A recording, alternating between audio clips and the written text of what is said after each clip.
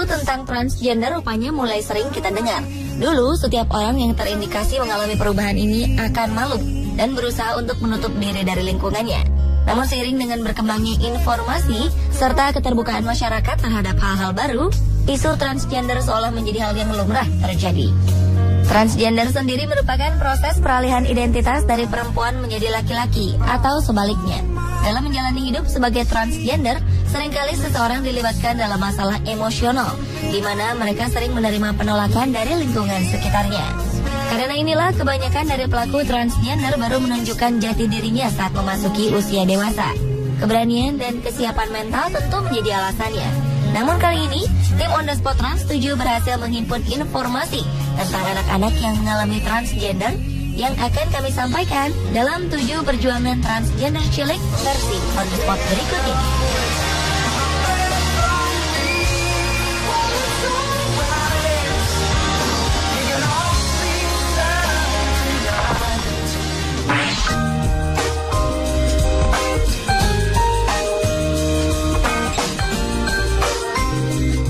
Pasang orang tua bernama Jeremy dan Catherine Mathis awalnya tidak terlalu memikirkan perilaku anak laki-lakinya yang tidak menyukai mainan mobil-mobilan.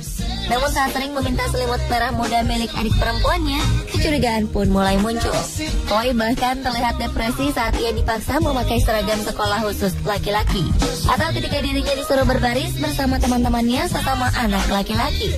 Saat diperiksa oleh seorang dokter, mereka pun mendapat informasi yang cukup mengejutkan. Chloe diketahui mengalami gangguan identitas gender, yang tak lain merupakan sebuah kondisi di mana seseorang mengidentifikasi dirinya sebagai lawan jenis. Tak ingin konflik terus menyiksa batin sang anak, orang tua Chloe akhirnya sepakat untuk membantunya hidup sebagai perempuan. Menurut keduanya, paksaan yang terus diberikan kepada sang anak dikhawatirkan akan mengganggu kestabilan emosi dan merusak hubungan antar keluarga. Jadilah kini Chloe hidup sebagai seorang gadis cilik yang cantik. Disinilah awal dari perjuangan lainnya harus ditempuh. Karena keluarga Chloe kini harus terlibat perseteruan hukum dengan distrik sekolah di kota Fountain. Adapun fokus utama yang dibahas adalah hak Chloe Fountain dalam menggunakan toilet anak perempuan, toilet guru, atau toilet yang terletak di unit kesehatan sekolah. Selain itu, kedua orang tua Chloe pun mengadukan sekolah tempat anaknya belajar atas dugaan pelanggaran terhadap undang-undang anti-diskriminasi. Sejak muncul persoalan dengan penggunaan toilet di sekolahnya, Chloe yang kini berusia 6 tahun pun memilih untuk belajar di rumahnya.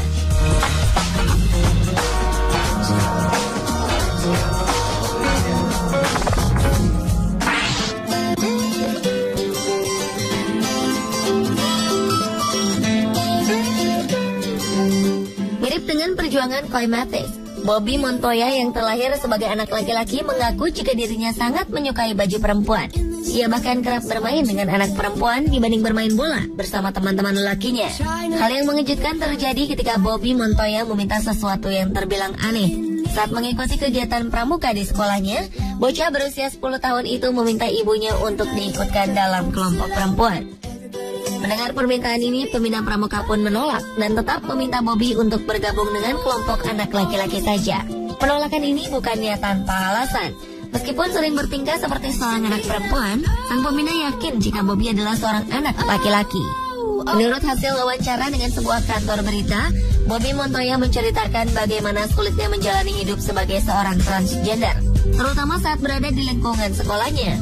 Bobby pun mengaku jika dirinya sering diganggu dan digoda karena berperilaku halus dan cara berpakaiannya seperti anak perempuan. Atas semua peristiwa yang dialami anaknya, sang ibu juga sering merasa sedih dan putus asa. Namun kini, baik Bobby Montoya maupun kedua orang tuanya yakin jika menjadi perempuan adalah sebuah pilihan yang terbaik baginya.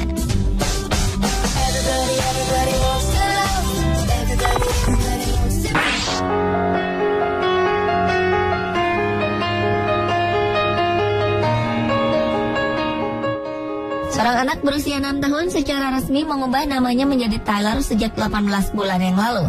Terlahir dengan nama Catherine, ia sebenarnya memiliki ciri fisik sebagai seorang perempuan. Namun sejak berusia 2 tahun, ia menyatakan diri kepada orang tuanya jika dirinya adalah seorang anak laki-laki. Kedua orang tua Tyler, Jane dan Stephen, sebenarnya sudah mengetahui kelainan ini sejak lama. Tyler tampak tidak mau memainkan mainan kakaknya yang kebanyakan berupa boneka dan mainan anak perempuan lainnya. Orang tua Tyler awalnya tidak terlalu mempedulikan ocehan sang anak. Mereka berpendapat jika Tyler hanyalah seorang anak perempuan yang memiliki kecenderungan untuk bersifat tomboy.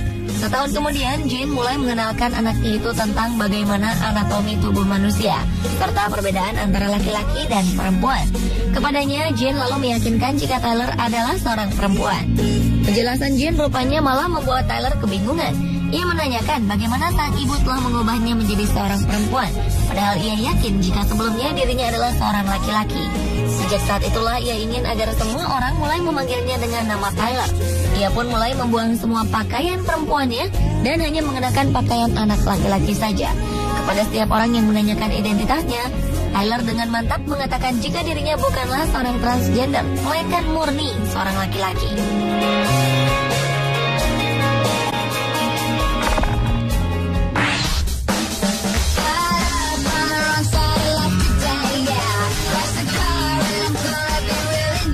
Pada awalnya, ia memang terlahir dengan identitas organ seks laki-laki.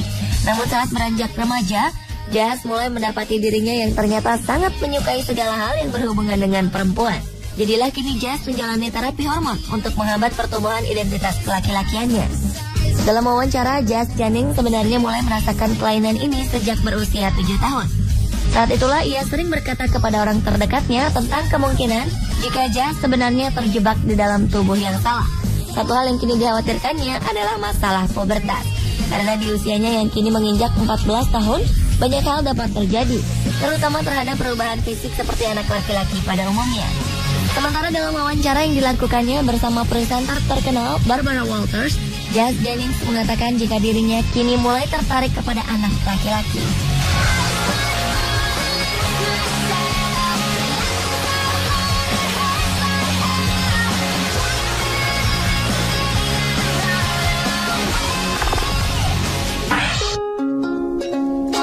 Sitting at the coffee table where you're reading Kierkegaard.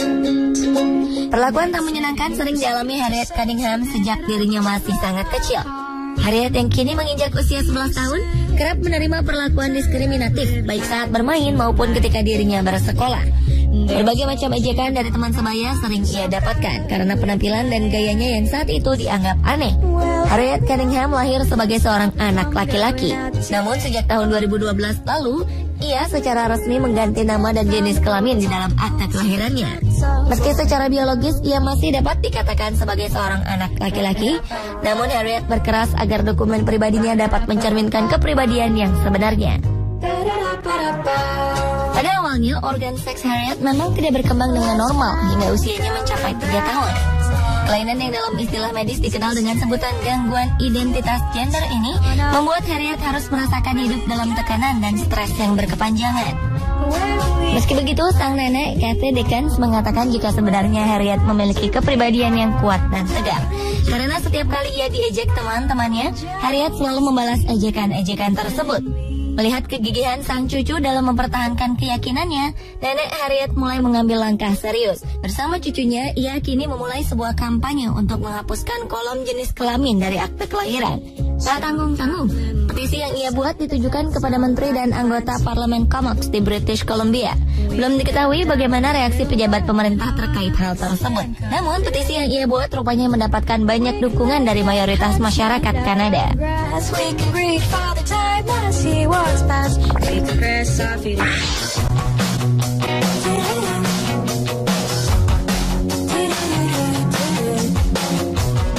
Perjuangan tak kenal lelah diperlihatkan oleh seorang bocah laki-laki asal Kanada yang baru saja menginjak usia 11 tahun. Pada tahun 2013, Rand Kaufman muncul ke hadapan publik dan menyatakan diri sebagai seorang transgender. Pernyataan ini ikut didukung oleh sang ibu Wen Kaufman yang mengatakan jika anaknya itu selalu bersemangat untuk menunjukkan jati dirinya sejak masih berusia 4 tahun. Sejak kecil, Rand Kaufman memang diidentifikasi sebagai seorang perempuan. Namun seiring bertambahnya usia, Rand mulai memperlihatkan kesukaannya untuk memakai pakaian anak laki-laki. Kepada sang ibu, Rand bahkan menanyakan tentang kemungkinan dirinya berubah menjadi seorang laki-laki. Melihat hal ini, keluarga Rand kemudian membawanya untuk berkonsultasi dengan seorang psikiater. Namun setelah melalui beberapa sesi wawancara, psikiater tersebut berusaha meyakinkan agar keluarga Rand mau menerimanya sebagai seorang anak laki-laki. Sejak saat itulah Rand merasa lebih bahagia dengan keadaannya. dan pun kini memiliki cita-cita sebagai seorang psikolog agar dirinya kelak dapat membantu anak-anak dengan masalah yang sama dengan yang ia alami. Ia pun menyarankan agar anak-anak yang mengalami krisis identitas gender mau menceritakan semua masalahnya kepada orang tua mereka. Menurutnya, orang tua mungkin tak akan dengan mudah mengerti masalah mereka. Namun yakinlah, jika pada akhirnya orang tua akan selalu mencintai anak mereka apa adanya.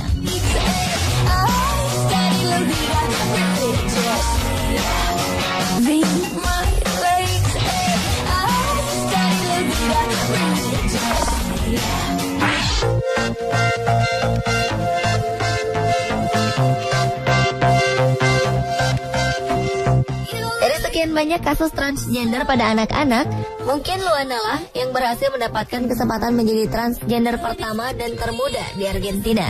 Kesempatan ini ia peroleh saat ditetapkannya hukum identitas diri yang baru saja diputuskan di Argentina. Dalam peraturan terbaru, setiap orang diperbolehkan untuk mengganti identitas diri yang meliputi nama maupun jenis kelamin. Atas kesempatan ini, Gabriela yang tak lain adalah ibu dari Luana, kemudian mengirimkan surat kepada Daniel Scioli yang menjabat sebagai gubernur Buenos Aires. Kepada sang gubernur, ia mengatakan kondisi anaknya yang terlahir sebagai laki-laki yang memiliki kecenderungan berperilaku sebagai seorang perempuan.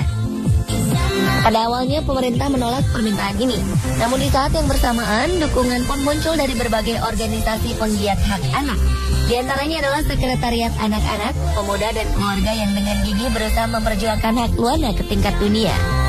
Atas usaha ini, pemerintah Argentina pun luluh dan setuju untuk membahas masalah ini ke tingkat yang lebih serius.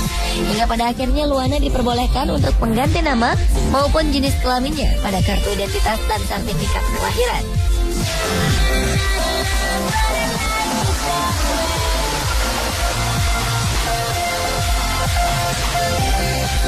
Pemirsa, itulah 7 kisah perjuangan transgender cilik versi On The Spot.